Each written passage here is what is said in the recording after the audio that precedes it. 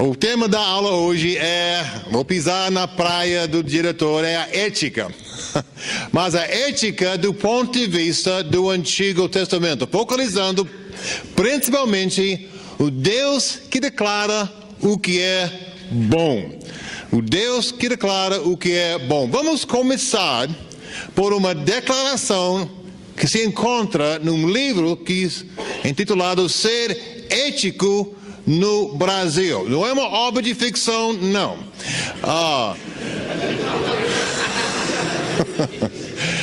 O que é que o Luciano Jasnader disse a respeito da questão da ética? Vamos ler. Vivemos num período em que as referências para julgar e avaliar as coordenadas para situar parecem ter enfraquecido ou se dissolvido. Será que essa é uma avaliação adequada da situação que existe no mundo e especialmente aqui no Brasil hoje? Ou é meramente um modismo, algo que vai passar quando outra notícia mais importante se levanta? Bom, vamos considerar. Se você fizer uma busca pela internet da frase crise ética, eu não sei quantos itens vocês vão encontrar, mais de 2 milhões, milhares e milhares e milhares.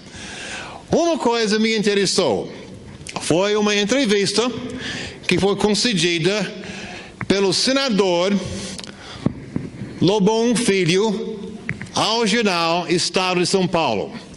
Foi esse senador que propôs a retirada da palavra ética do novo, ou pelo menos o possível novo regimento interno, espero que não seja eterno, mas interno, do Senado Federal. Veja o que nosso senador disse. O que é ética para você pode não ser ética para mim. A ética é abstrata. Será que não existe uma crise? Vamos agora comparar essa declaração com uma declaração por um profeta do Antigo Testamento. Ele mostrou a você, homem, o que é bom e o que o Senhor exige. Pratique a justiça, ame a fidelidade e ande humildemente com seu Deus. Deve ser óbvio que a declaração do profeta é diametralmente oposto à declaração do nosso estimado senador. Quero destacar o que Miqueias escreveu. Duas coisas devem ser óbvias. A primeira e mais óbvia é que Deus declarou que o seu povo deve praticar a justiça, amar fidelidade e ter uma atitude humilde. A outra coisa que talvez não seja tão óbvia é a origem dessas exigências. Ele, isso é, Deus mostrou a você o que é bom. O profeta então disse que foi o próprio Deus que declarou o que o povo deve fazer. Então a ética é algo que nós podemos determinar à luz da nossa cultura, à luz de qualquer outra coisa. Do ponto de vista bíblico, não. Agora isso nos leva a uma pergunta bastante importante. Qual é a contribuição do Antigo Testamento à ética da igreja? Colocado em outras palavras, podemos dizer, o que é que o Antigo Testamento pode fazer ou contribuir às colocações éticas e também à prática da ética pela igreja? Antes de responder essa pergunta, temos que considerar algumas características básicas da ética do Antigo Testamento. Primeiramente, a ética do Antigo Testamento é teocêntrica, centrada na pessoa de Deus. Podemos ver isso claramente na declaração de Miqueias. Ele mostrou o que é bom. Foi Deus que demonstrou para Israel como o povo deve se comportar. Toda atividade humana, seja na família, no trabalho, na igreja, na vida pessoal, deve girar em torno da pessoa de Deus. Uma ética teocêntrica tem algumas características básicas. Só quero destacar 3. Baseia-se na natureza e na palavra de Deus. A ética do Antigo Testamento baseia-se na pessoa de Deus. Reflete o seu caráter. Não é algo que muda de um dia para o outro. E exige um compromisso sério com Deus. A teocentricidade da ética do Antigo Testamento também se acha destaque em outras colocações do Antigo Testamento. Vamos considerar, por exemplo, o Shema, em Deuteronômio 6, 4 e 5.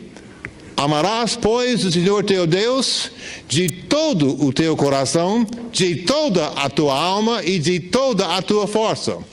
Estas palavras que hoje te ordeno estarão no teu coração. Não há área de vida fora do senhorio, da soberania de Deus. Uma segunda característica da ética do Antigo Testamento é que a ética do Antigo Testamento é definida pela aliança. O povo, ao receber a proposta de Deus de entrar em aliança, concordou de livre vontade de viver de acordo com as leis da aliança. Veja o que o povo diz quando Moisés, na ocasião da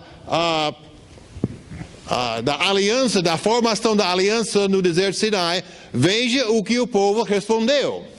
E tomou o livro da aliança e o leu ao povo, e eles disseram: tudo o que falou o Senhor faremos e obedeceremos. A ética do Antigo Testamento é definida pela aliança.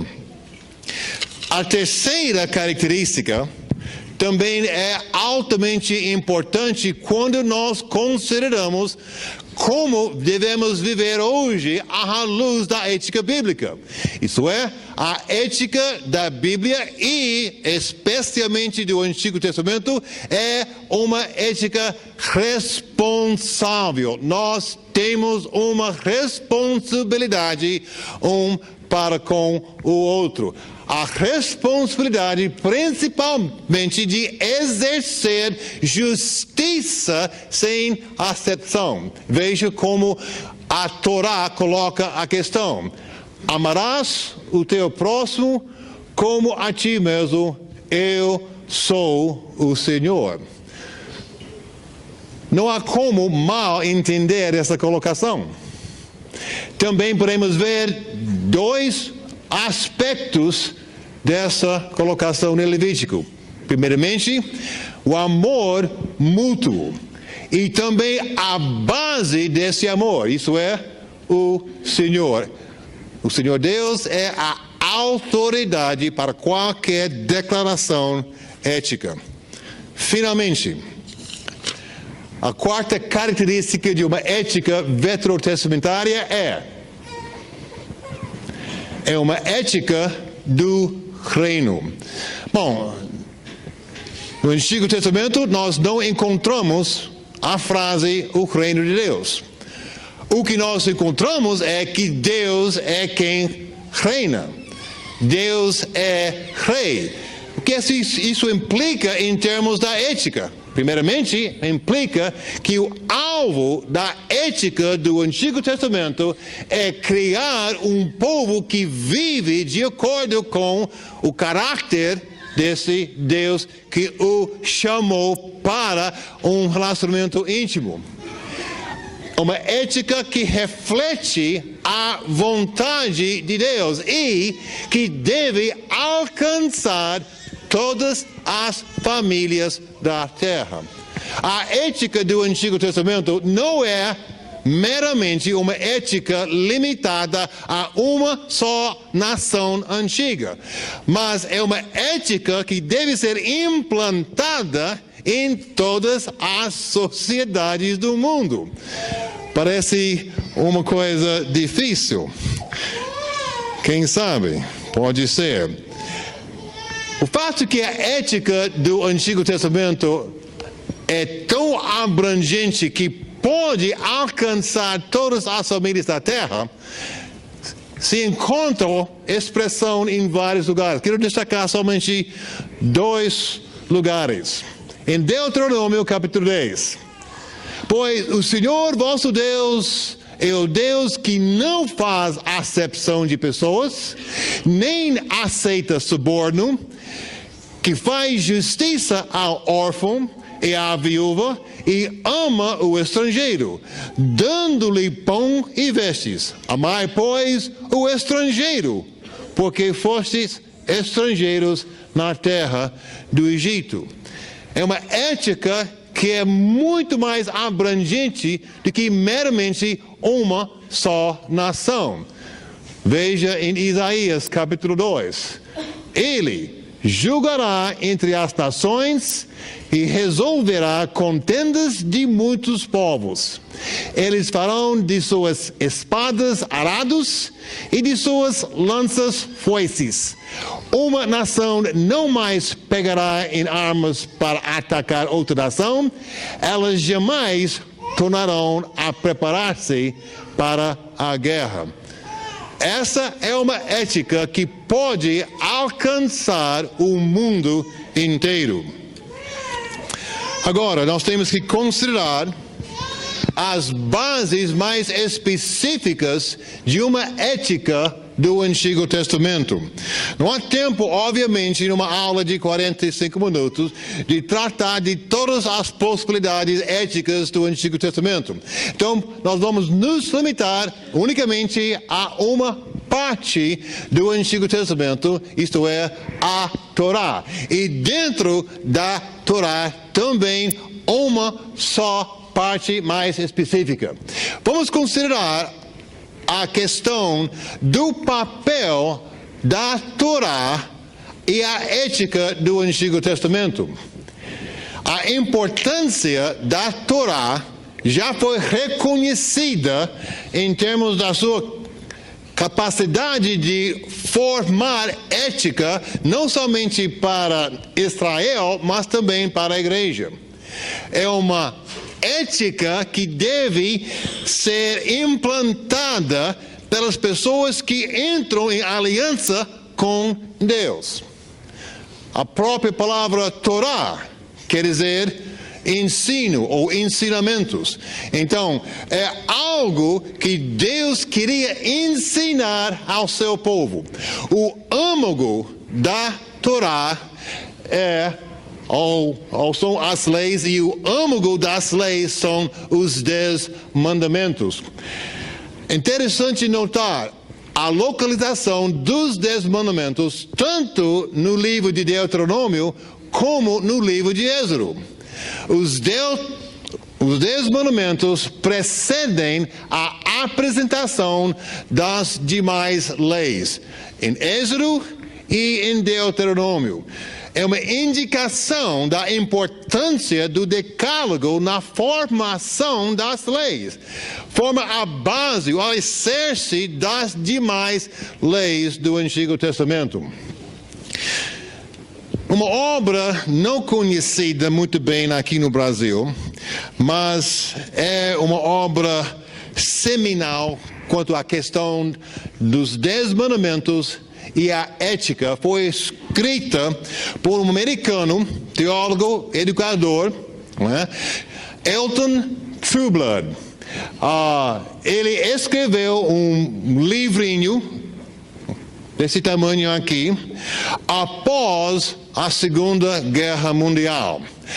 Ele era um membro da Sociedade Religiosa dos Amigos, os Quakers, e este livro foi escrito exatamente por causa dos estragos que a Segunda Guerra trouxe para o mundo. O título do livro, em português, é Fundamentos para Reconstrução.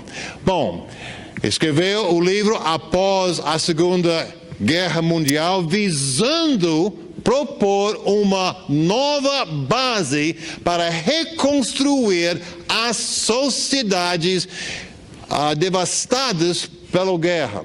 E ele propôs um novo paradigma que não é nada novo. Ele propôs o uso dos 10 mandamentos como um novo paradigma para a reconstrução das sociedades destruídas pela guerra, pela Segunda Guerra Mundial.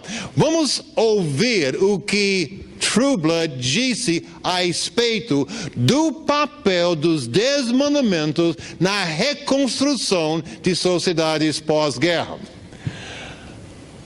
Os 10 mandamentos constituem a formulação existente mais memorável e sucinta do credo ético do Oriente. O que temos não é um conjunto de proibições específicas antiquadas, mas princípios positivos de tal natureza, e veja bem, que uma boa sociedade não pode ser construída ou reconstruída sem eles. Já imaginou uma sociedade contemporânea aqui no Brasil construída na base dos 10 mandamentos? Coisa impressionante. Coisa impressionante. Nós conhecemos que, em termos gerais, podemos dividir os 10 mandamentos em 2 grupos, ou 2 dimensões. Uma dimensão vertical e uma dimensão horizontal. Vamos considerar a dimensão vertical primeiro. São os mandamentos que definem a natureza do relacionamento entre Deus e o seu povo, ou Deus e a sua criação.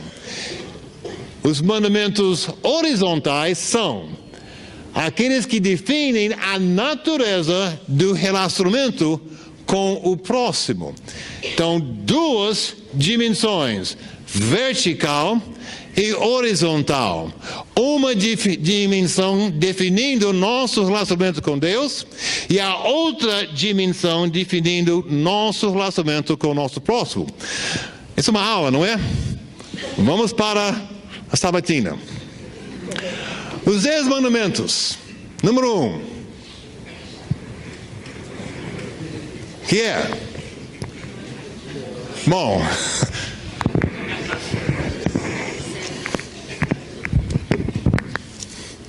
eu tenho mais 20 minutos. Qual é o primeiro mandamento? Fala alto. Não terás outros deuses diante de mim. Segundo mandamento. Imagens. Não farás imagem de escultura. Terceiro mandamento.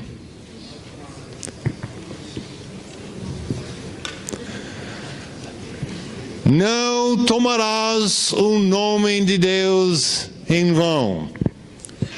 Quarto mandamento.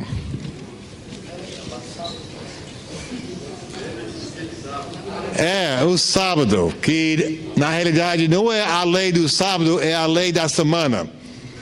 6 dias trabalharás e o 7º dia será o dia de sábado. Então, esse mandamento não trata somente do sábado, trata dos demais dias também. Então, veja Veja a dimensão vertical dos mandamentos. Todos estes mandamentos definem, de alguma forma, nosso relacionamento para com Deus. Agora, a dimensão horizontal. Qual é o primeiro? Aliás, seria o quinto mandamento. Honra pai e mãe. Próximo. Não matarás. Sétimo. Não adulterarás. Oitavo. Não furtarás. Nono. Não darás falso testemunho contra o teu próximo. E, finalmente, não cobiçarás. São os mandamentos na dimensão horizontal. Então, todos estes mandamentos tratam, de alguma forma, a natureza do nosso relacionamento um com o outro. Bom, eu vou propor um desafio, Lourenço, que até o final deste ano, todos os alunos saibam de cor, possam recitar de cor os 10 mandamentos, em ordem, em ordem. Só pode praticar o que conhece. Então, se nem conhece, então como é que pode praticar? Mas vamos colocar a prática depois. Então, mas seriamente, se os 10 mandamentos formaram a base da sociedade israelita, a aliança que Deus fez com seu povo, e que pode ser útil na construção e reconstrução de uma sociedade, eu acho que vale a pena para a igreja aprender esses mandamentos. Quero destacar, na base dos 10 mandamentos, somente 3 aspectos éticos.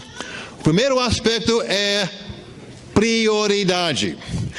Interessante que a ordem dos mandamentos é correta. Isso é, o fundamento da ética é reconhecer a prioridade de Deus. Isso é, para formar ou formular uma ética para o povo de Deus, não pode ser formada de qualquer jeito. Tem que reconhecer a prioridade de Deus. Quando reconhecemos essa prioridade, temos uma base supracultural para a formação de ética. Isso é uma ética, uma base que não é vinculada a uma cultura, a um povo ou até um indivíduo. Essa ideia vai ao encontro com uma ideia que Trueblood considerou uma das ideias mais perigosas da nossa época: o relativismo ético. Veja como ele escreveu. A ideia filosófica mais perigosa da nossa época é o relativismo ético, de acordo com o qual o que é correto é meramente uma criação humana que não faz parte da ordem objetiva. Relativismo ético é um grande perigo. Deixa a pessoa com dúvidas. Por exemplo, fidelidade ou infidelidade? Roubar ou não roubar? Mentir, não mentir? Ai.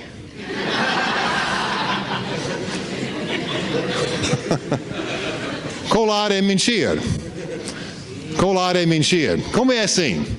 Você tira de uma pessoa, coloca o seu próprio nome, e aí você está mentindo, dizendo que essa obra é minha, quando não é. Bom, a visão bíblica quanto ao relativismo ético.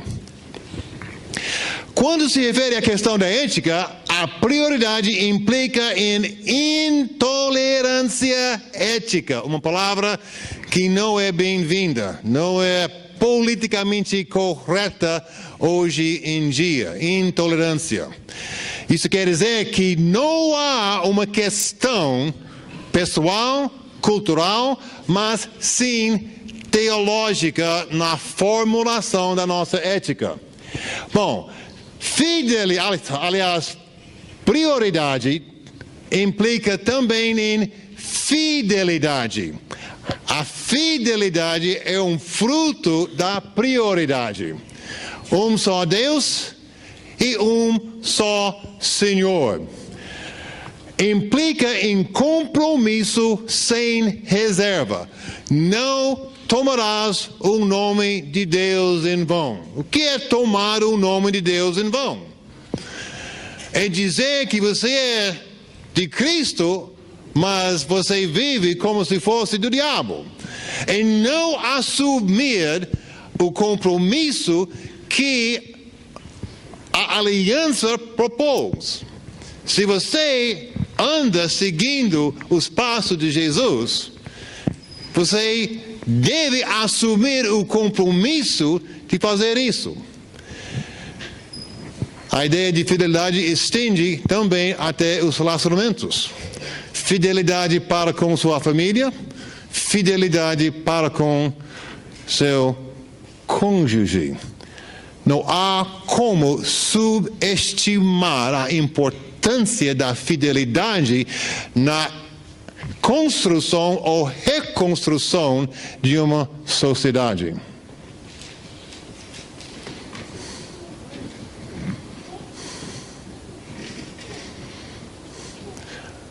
O sábio escreveu: não te desamparem a benignidade e a fidelidade. Ata-as ao pescoço, escreva-as na tábua do teu coração. Essas coisas devem fazer parte da nossa vida. A última coisa que quero destacar nesta parte é a veracidade.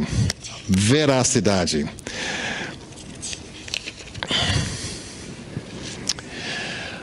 Nos 10 mandamentos nós encontramos um mandamento que fala precisamente sobre isso. Não darás falso testemunho.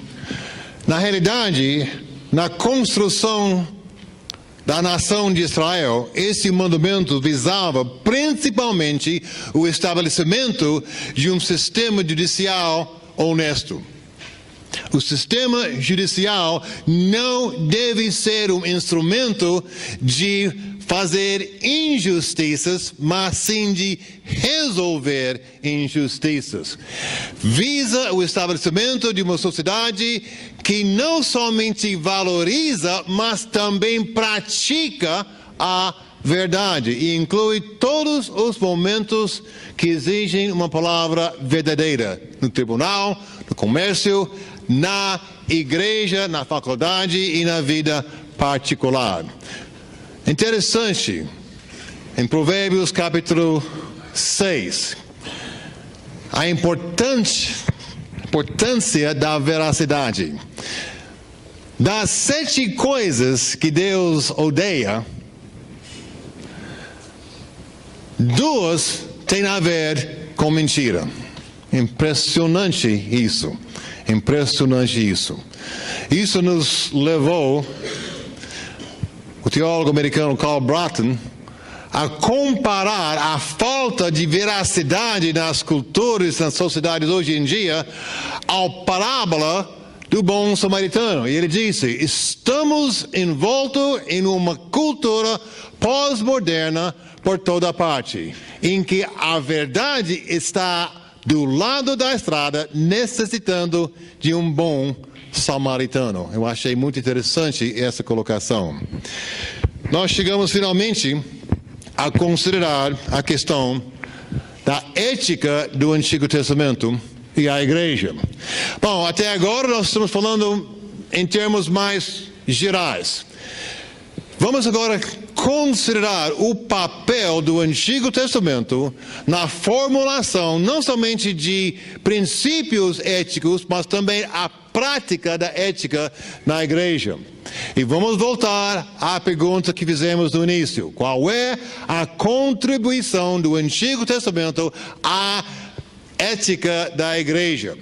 A pergunta trata também de uma outra pergunta vinculada. Isso é a questão da autoridade do Antigo Testamento para a igreja. E quero mencionar somente 3 aspectos que estabelecem a autoridade do Antigo Testamento para a igreja. O primeiro aspecto é o aspecto histórico. Veja o que Jesus disse. Não penseis que vim revogar a lei ou os profetas. Não vim para revogar, vim para cumprir. Existe sim um vínculo histórico entre o Antigo Testamento e o Novo Testamento.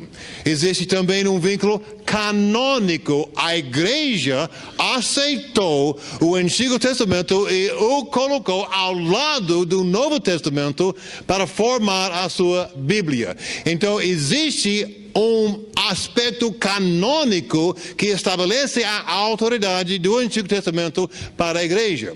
Mas talvez o aspecto que é mais importante ainda é o que foi formulado pelo teólogo e historiador John Bright, quando ele disse: no Antigo Testamento, o que é normativo para nós como cristãos reside precisamente na sua teologia. O que é que o Antigo Testamento diz sobre Deus? Bom, isso obviamente cria algumas dificuldades para nós. Não resolve a questão de como usar o Antigo Testamento na igreja para formular declarações éticas ou até práticas éticas. Por exemplo, o Antigo Testamento deve ser visto como um código de regras que contém textos provas. Ou o Antigo Testamento é principalmente limitado a prescrições éticas. E finalmente a questão talvez ainda mais interessante tem a ver com a particularidade histórica do Antigo Testamento. Como aplicar aquelas antigas leis e colocações no contexto da igreja contemporânea. Bom, vamos considerar o que Oliver Donovan disse a respeito desta questão da ética do Antigo Testamento. A tradução não é muito clara, eu vou tentar explicar, mas vamos ver se podemos entender o que Donovan escreveu. Se um comando particular e específico deve servir como paradigma para a aplicação de um princípio geral e universal, deverá haver um meio termo, um universal específico que deriva do princípio geral e justifica o específico. É o gênio do Antigo Testamento que apresenta a moralidade em um determinado tempo e lugar. As manifestações e princípios morais variarão de acordo com a cultura. Não precisamos carregar a bagagem cultural em nosso dia, mas não estamos isentos do princípio. O que é que Donovan está tentando dizer?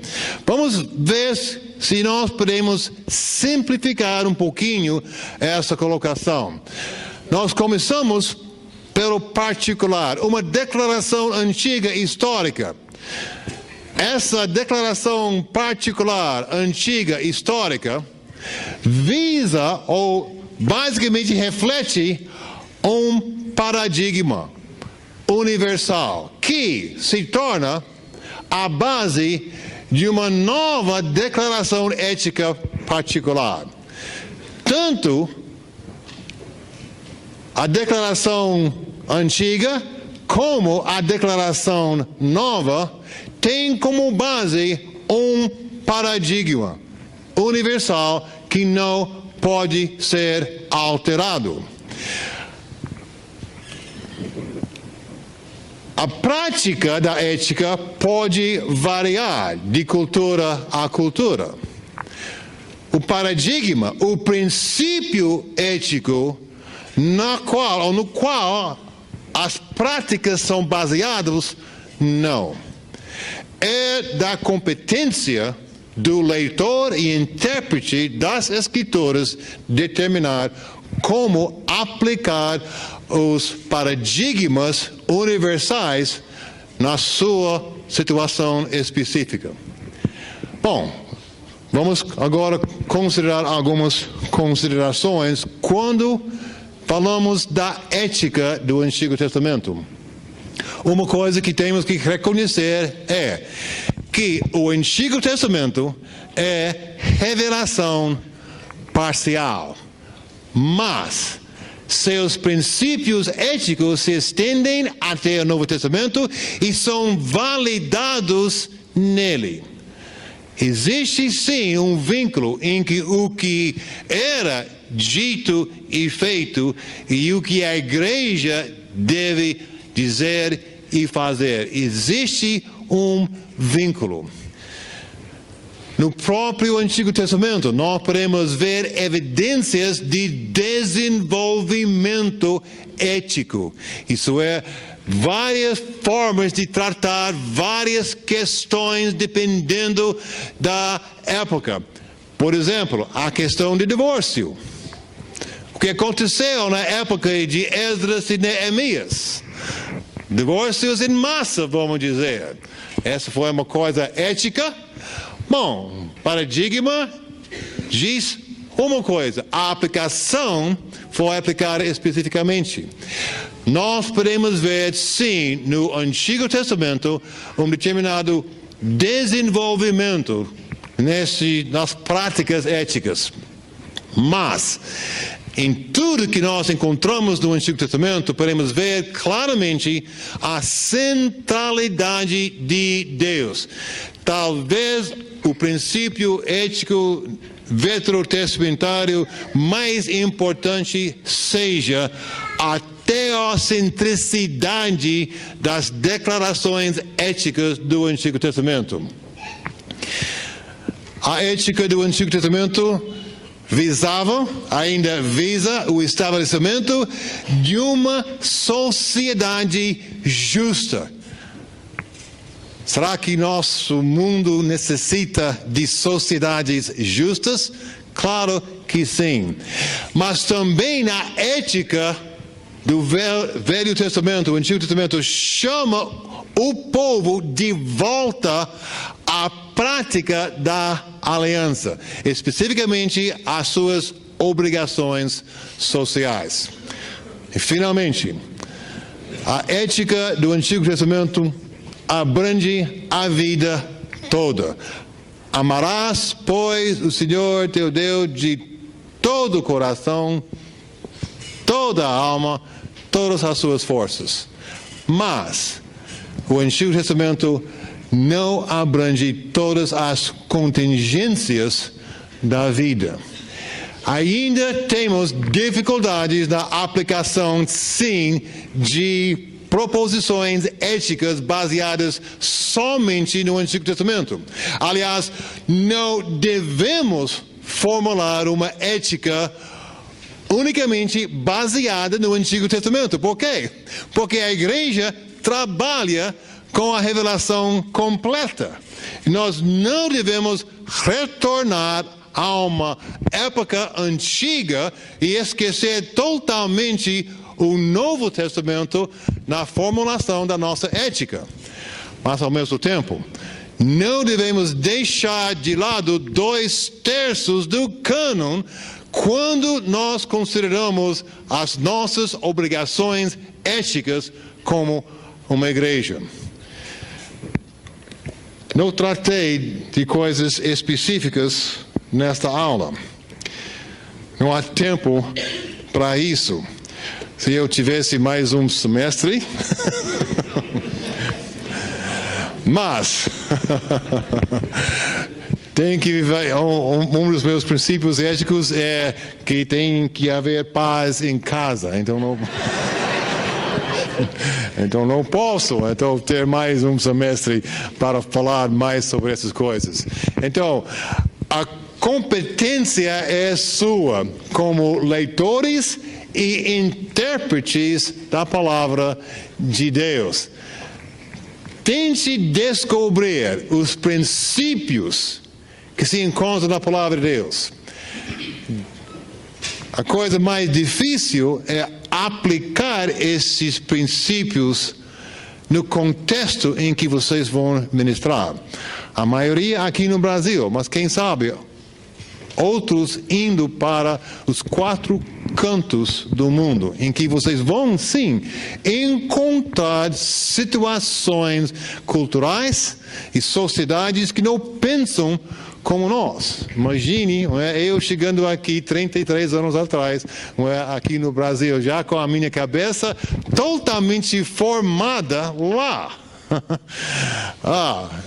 Em 33 anos, não consegui totalmente me livrar da minha bagagem cultural. Mas eu vi realmente coisas interessantes. Como aplicar princípios antigos e eternos em várias culturas.